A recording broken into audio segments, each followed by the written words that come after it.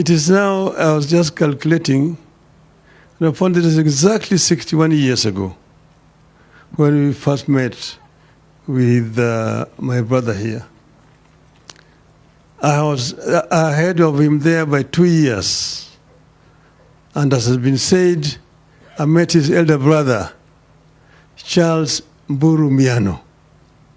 He was already in his third year at the University of Dresden when I went there. But we met in the city of Leipzig. If you follow Bundesliga, there's a club there called RB Leipzig. That is for now our town. That is where we are doing the preparation to go to university. You have to go there and pass the German university entrance examination, where you can then be admitted to a German university. So Francis followed me, and we welcomed him, and we had a very good time with him those days. From then, as you have seen, he went to Dortmund, and then after that he went to Freiburg, where he studied and eventually got his PhD. This is a true Kenyan who is somebody who is very, very moderate and is very welcoming. I did not know, because when I met Mumbi, she was Mumbi Ngaru. Little did I know that she was the wife of my friend. It took a very long time. And when we met with him, we were speaking German. Mumbi, of course, was not understanding what we were saying. We were backbiting her. But he was somebody who was very professional in his work. You've seen the kind of things that he has done after he came back to Kenya. But he also worked in Germany and had a family in Germany. And I'm happy to see that Mumbi has been able to welcome this German branch of the family.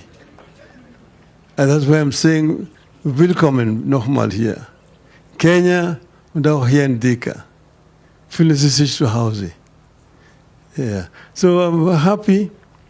I wanted to say many other things, but because I'm in a rush, I'm going to leave this for some other time. But Mumbi is somebody who's very committed to her work. She has a true Kenyan spirit of nationalism. Ethnicity is no issue to her. She thinks a Kenyan.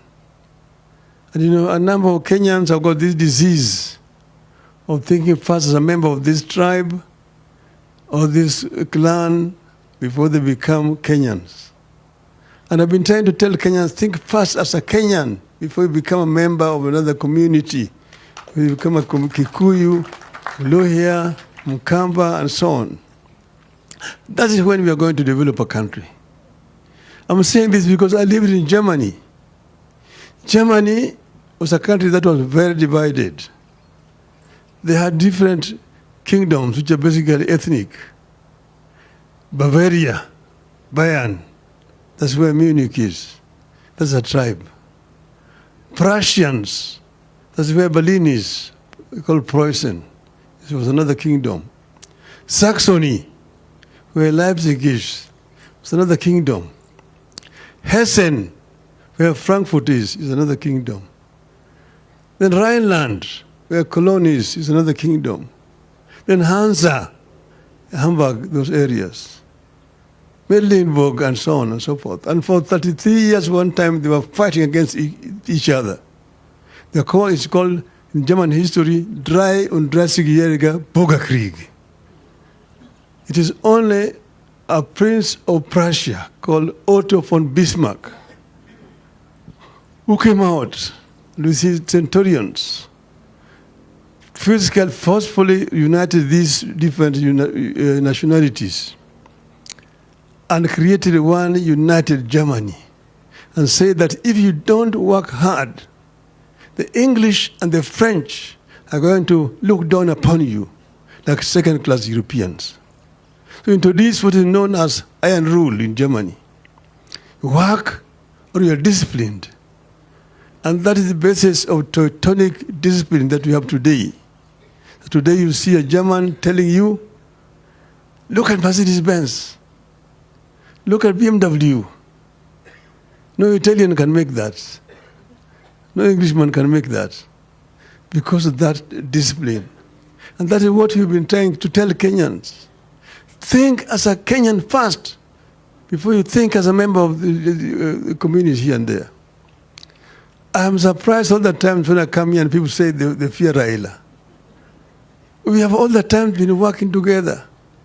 Jaramogi is the one who stood up in Parliament and said that Jomo Kenyatta and all those who detained with him were under the true leaders of Kenya.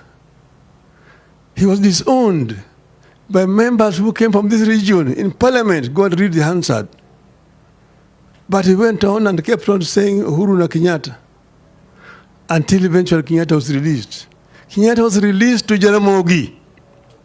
Jaramogi, who took Kenyatta to Gatundu, his home, he was released to Jaramogi's hand. Chukua hiyo Kenyatta yako. Deny. And Jaramogi and Kenyatta were one thing with independence.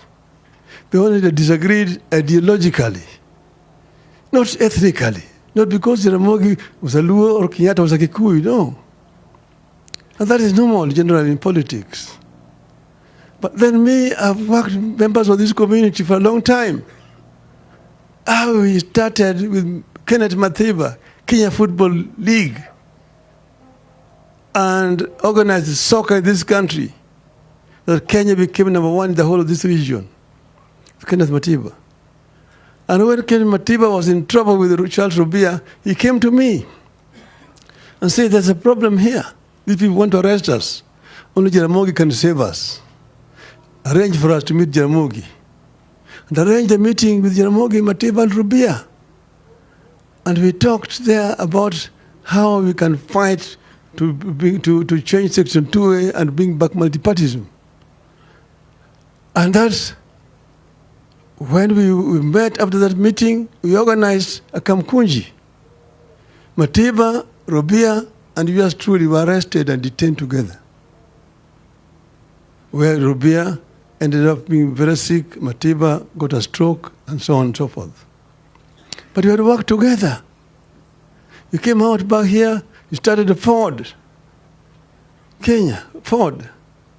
Later on they came and split it into Ford Kenya and Ford Asili. But we had to work together with those people. Fast forward again, when the opposition was divided in 1992 and lost elections, the Nyayo's 34% against opposition's 66%. 97, we were not able to unite. We were defeated. 2002, when the opposition was divided again, I said Kibaki tosha and campaigned for Kibaki when he was injured until he became president. Did I not know that Kibaki was a Kikuyu? Did I not know that Kibaki was a Kikuyu?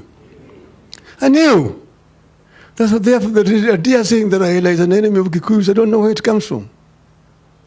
We only disagreed with Kibaki when people around him decided not to implement the constitution that we had agreed on, the basis of. So people talking about ethnicity are talking cheap politics, which really have no roots here. But today we are all escorting our brother. And, but I want us to be united as a people. Kenya is much more important than any one of us. If Kenya burns, we'll have no country. You've seen around us, Somalia, from 1991 up to today, is in turmoil. Look at South Sudan. Look at DRC. Look at Ethiopia. And some other countries around us here. It is better to have peace that we're having here and push and go and have a peaceful election than to have turmoil in this country. Because if it disrupts, you don't know the end. That is the message that I want to convey here. And finally, I want to say that Parliament must not try to change the Constitution because of narrow ends. The Constitution that we brought here brought devolution. Devolution need to be defended. Today there's a Gazette notice. They are saying that they want to amend the Constitution in order to legalize this CDF national government. What does national government have to do in the counties? In counties, we have counties which have got executive powers to implement. Let the national government let go of resources to the counties as provided for the Constitution. Health is devolved, provide the funds down there. Roads also, is devolved. You don't need Kura and Kera.